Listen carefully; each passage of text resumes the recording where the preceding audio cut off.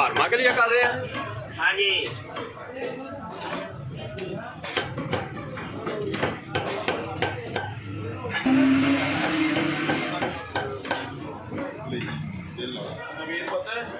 ਜਿਹੜੇ ਕੋਟਾ ਲੈ ਜੀ ਬਣਿਆ ਕਿਹੜਾ ਆ ਗਿਆ 8 ਕਿਲੋ ਅੰਗਰੇਜ਼ੀ ਦੇ ਤੇਲ ਤੋਂ ਬਗੈਰ।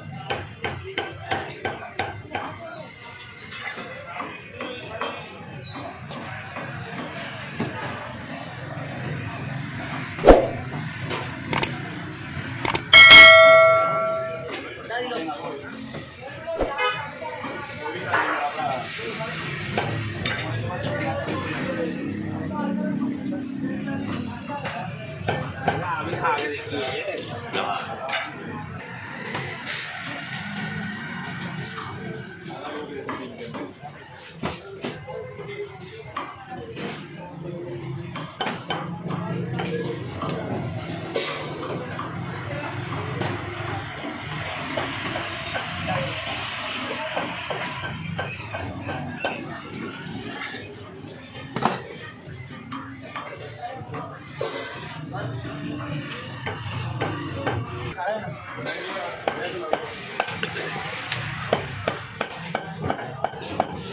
आधा किलो